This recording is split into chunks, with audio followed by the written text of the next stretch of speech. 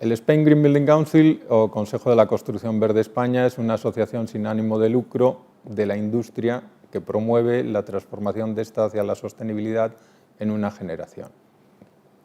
¿Y cómo funciona exactamente? Pues tenemos una serie de comités en las cuales las empresas que son miembros, pues por el simple hecho de ser miembros, pues pueden designar personas para que trabajen en ellos. Entonces, nada más los designan estas personas, se incorporan a lo que es el comité circundante y luego ya pueden ser elegidas o elegir a los miembros del comité núcleo, que oscilan entre un mínimo de 7 a 14, todo se elige con criterios democráticos y todo se aprueba con mayorías de 2/3, es decir, por consenso. Y luego tenemos una particularidad que es para las cosas que tienen que ver con LEED y los cambios y aprobaciones, tú no puedes decir que no, simplemente, si no, no se tiene en cuenta ese voto, tienes que decir el no y las razones y cómo resolverlo para que en la siguiente votación eso se revise y se pueda avanzar hacia adelante. ¿Y siempre se revisa para que Sí, siempre se revisa, exacto. Por ejemplo, en el LEED V4 que ha salido ahora, pues ha tenido hasta 5 revisiones por todos los miembros. ¿Cuándo se aprueba ese LEED V4 aquí en España? Se ha aprobado a nivel mundial, porque se ha aprobado ayer, este pasado miércoles. ¿En funcionamiento ya está a nivel mundial? No, empieza a partir de ahora, a partir de hoy empieza a funcionar a nivel mundial, se solapa como un año con la versión anterior y a partir de ese año ya solo se puede certificar con el V4. ¿Y qué aporta esta nueva versión del V4? El V4, pues lo que entra implanta el tema del proceso integrado de diseño y construcción, que es cómo hacer toda esa integración que hemos visto. Luego introduce temas con las declaraciones ambientales de producto, introduce también temas de acústica y luego reorganiza todo el sistema que teníamos en cuatro unidades grandes. Una que es diseño y construcción de edificios, otra que es diseño y construcción de interiores, otra que es urbanismo y otra que es operación y mantenimiento. Y luego estas tienen unas particularidades pequeñas por temas relacionados o con algunas tipologías de edificios, como puedan ser educativo, hospitalario, hoteles, data centers y cosas así. Y al principio me has hablado de que el nuevo sistema LEED V4 incluye novedades en cuanto a la integración. ¿Nos puedes poner algún ejemplo? Sí, el proceso integrado de diseño y construcción es, tienes que coger para que un edificio salga rentable por un lado y por otro que todos los equipos funcionen desde el principio trabajando hacia adelante en los mismos términos, tienes que reunir al que proyecta la arquitectura, con el que proyecta las instalaciones, con el que opera y mantiene el edificio, con el que construye, para que en todas las estrategias y ideas de sostenibilidad que se puedan aplicar al edificio, pues sean pensadas por todos al mismo tiempo y todos trabajen desde el principio en eso. Entonces, hay una serie de reuniones de mentalización que llamamos, en las cuales tienes que reunir a todos estos y ponerlos a trabajar en conjunto. Normalmente se hace al revés, el arquitecto hace una cosa, cuando la acaba se la manda a la ingeniería de instalaciones, esta luego se la manda al constructor, tal, y lo que hacemos es al revés, empezar todo desde el principio. Entonces esto está produciendo una serie de sinergias, una serie de ahorros que son muy importantes en los edificios. ¿El Spanish Green Building Council otorga otro tipo de certificación? No, solo LEED. Sí. ¿Y cómo nace la certificación LEED? ¿Qué es? ¿Cómo nace? La certificación LEED nace en el año 93-94, cuando se crea un comité por el Consejo Americano para definir qué es un edificio sostenible y cómo se tiene que medir.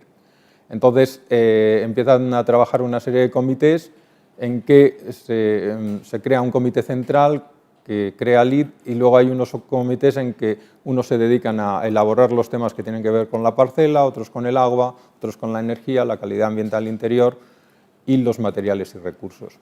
Entonces ahí se crean una serie de créditos dentro de esos campos, unos umbrales que hay que superar y se definen una serie de estrategias que pueden ser de apoyo. Entonces eso acaba elaborándose en el 98, en donde sale el programa piloto, se prueba con 60 edificios, de los cuales en el 2000 logran certificarse unos 20. Y entonces ya a partir de esa prueba piloto sale la versión comercial. Entonces en todos los cambios de LEED, como en la versión 4 de ahora, pues ha habido una prueba piloto, por ejemplo, para esta nueva versión de 100 edificios que han estado los 2 últimos años viendo cómo esto se operaba en la práctica. Con lo cual, cuando salen los sistemas LEED de certificación al mercado, ya salen muy rodados con temas del propio mercado. Y luego cada nueva versión de LEED se basa en corregir los errores y perfeccionar los errores de la fase anterior, con lo cual es un proceso repetitivo de aproximaciones sucesivas en el largo plazo para llegar a la excelencia.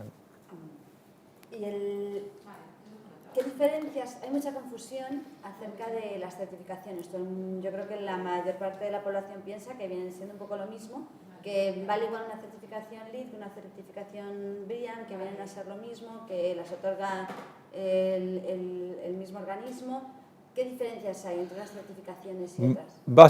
Básicamente las diferencias que hay entre LEED y las otras es que LEED es un sistema creado de, por y para la industria, mientras que las otras suelen ser certificaciones y sistemas que vienen dirigidos por temas de políticas y acciones hacia la industria o de gobiernos, como es el BREEAM del gobierno del Reino Unido, o como el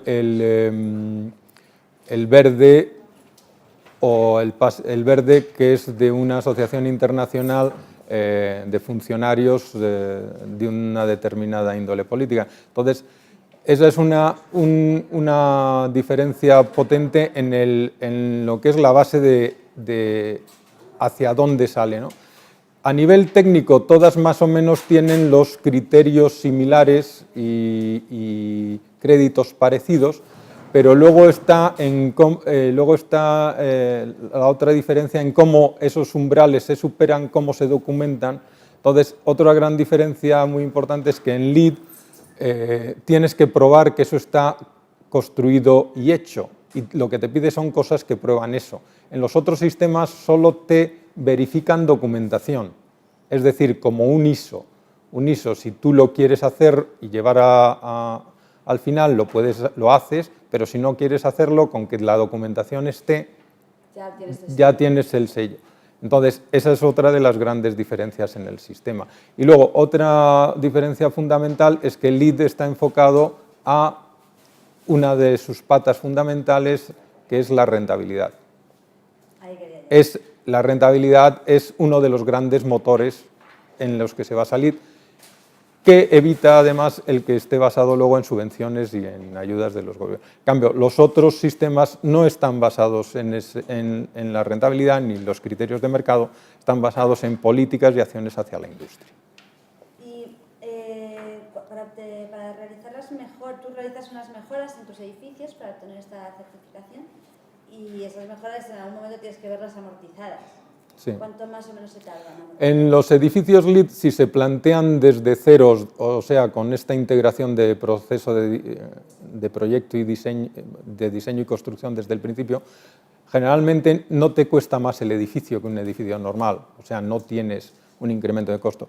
Cuando los coges a nivel de proyecto básico, cuando ya el edificio no lo puedes mover, cuando no puedes cambiarle la forma, ya el equipo ha comenzado a trabajar sin esa integración, generalmente suelen tener un incremento de costo en el mercado español del 2% del coste de construcción. Pero a su vez esos incrementos, cuando se hacen bien en LEED, los recuperas en 3-5 años vía las reducciones de costos que ellos mismos generan en consumos de agua, electricidad, combustibles y demás. ¿Qué opinión tiene el Green Building Council acerca de fomentar la sostenibilidad de edificios? ¿Qué medidas promueve, qué propone, qué considera que se debe hacer para fomentar la sostenibilidad? ¿Qué podemos hacer?